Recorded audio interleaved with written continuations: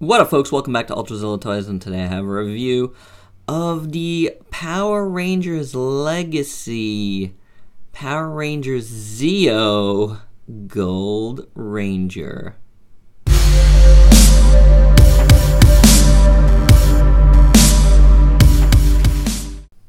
In my last review of this little animal, I mentioned Bandai of America being a little bit under fire lately.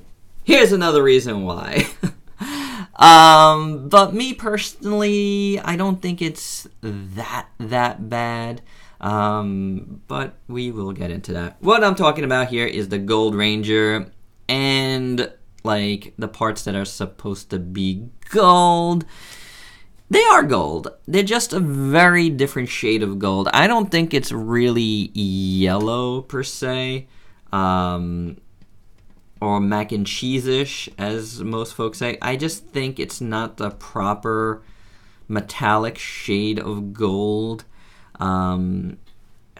It's sort of mustardy in a way, but not really. It's definitely not yellow, you know, like. I'm getting this out of the way right now, talking about this part of it, because this is the most important part for a lot of folks. And I don't blame him, because it really should have been this gold right here. That's a nice gold. This is the same line of figures, right? This is the same wave. I haven't reviewed this figure yet. I will give it its proper due on its own soon enough. But yeah, this is the gold. This is the gold that we're going for. They didn't put it here, but I wouldn't say this is like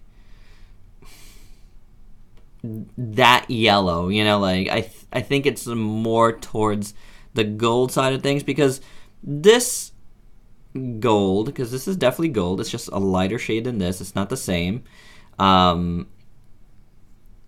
Is closer to this than this. So, I mean, and this sort of matches. So, it's not so much that it's not gold per se. It's just a very, very different shade. And I definitely don't think yellow. I guess you could say mustard. That's fine. But they did match up the paint to it. You know, even this paint doesn't look so far away. You know, I think overall that's the design choice they made for this one. I don't know, because again, they only put it around the collar here and didn't use it anywhere else except like these little cuffs right here. And that's obviously definitely a pricing thing for whatever reason. I'm guessing because it's so much of it, it just cost out too much for Bandai to do it in that proper gold. A lot of folks are customizing this guy. Go for it. I won't be. I'm not much of a customizer myself. I don't really have the time for it, so I won't be doing it. And I'm fine with this figure being like this. Me personally, I don't mind it. When I bought it, right away I was just like, even in my haul video from when I got this guy, I think I did a whole video. I did something. I said I don't think this is as bad, or I might have just mentioned it on my Facebook page as, it's not what they said it was going to be. But how many times has that happened to us with, prototypes and stuff, promo pics and prototypes that we've seen compared to the actual thing? It happens a lot. Maybe this is too much for folks. It is still just a $20 toy. I'm not going crazy about if this happened to like an SH Figure Arts or something. That to me is a bigger deal than a $20 toy, I mean, should we take it? No, you have every right to complain. But that's just my thoughts on this. I don't think it's that bad. It is what it is. They obviously are doing some cost-cutting measures right now in total. You could even see it on this with the lack of like shading and detail. It is what it is. Business, I don't know the specifics. I don't know the whys and wheres, but it has to be a money thing. It wasn't a mistake because they obviously matched the paint from here to here. So it was just, a business decision. It's unfortunate. It is what it is. Let's move on from that. Although we're still going to talk about paint. This is the Golden Power Staff here, and it actually looks really nice. You know, the shade notwithstanding, it's still painted well. It looks good against the silver. The reds look good, and it's all painted very nicely. It is a bit of a soft plastic, and you gotta make him hold it from up here, else he doesn't hold it very well.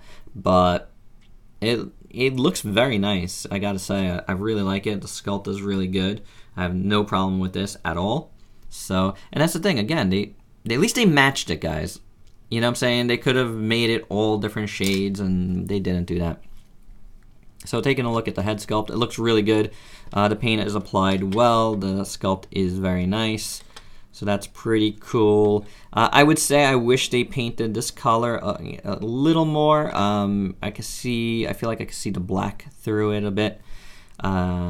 This is molded very well, you know. And again, I don't mind it. So molded well here. Over here looks good. Molding over here looks good. It's a typical Legacy figure body underneath. It is what it is.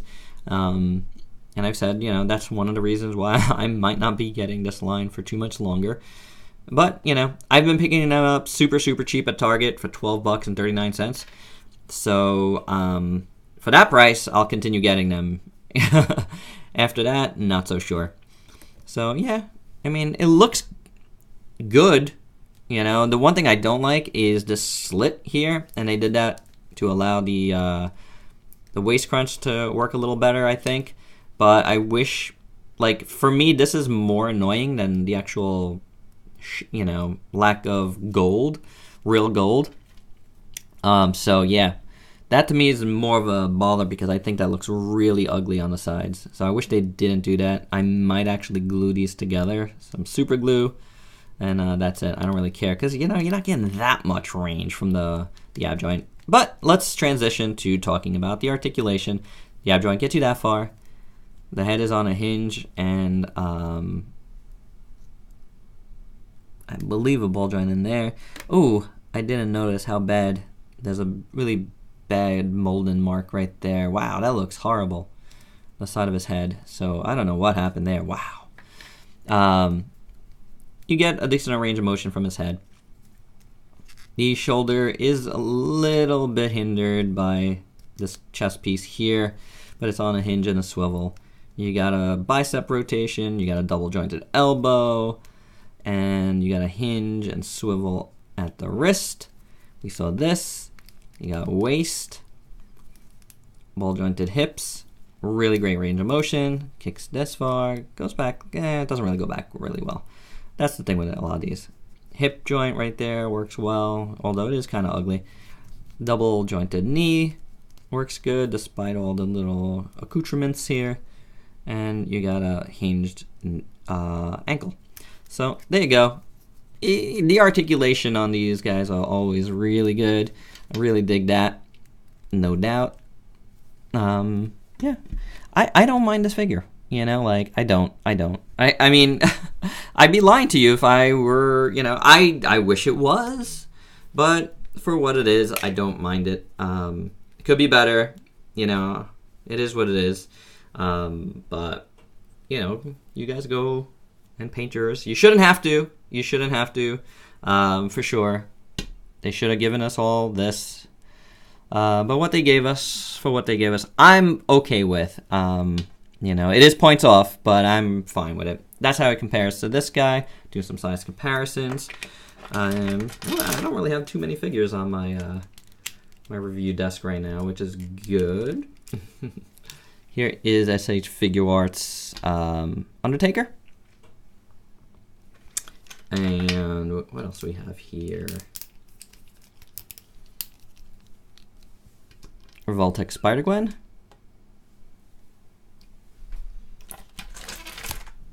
DC Multiverse Duke Thomas. Nice figure. Gonna get a full wave review going shortly. And how about Rocket Raccoon from Marvel Legends? Alright guys, and that's all I have for the Zeo Gold Ranger, Gold Black Ranger. Yeah, could have been better, obviously, but the figure itself isn't bad. I definitely still think it's worth getting. I don't see Bandai America going back and redoing this figure, so it is what it is. You're either satisfied with what you got, you know, and you could deal with it, and you, like myself, I'm fine.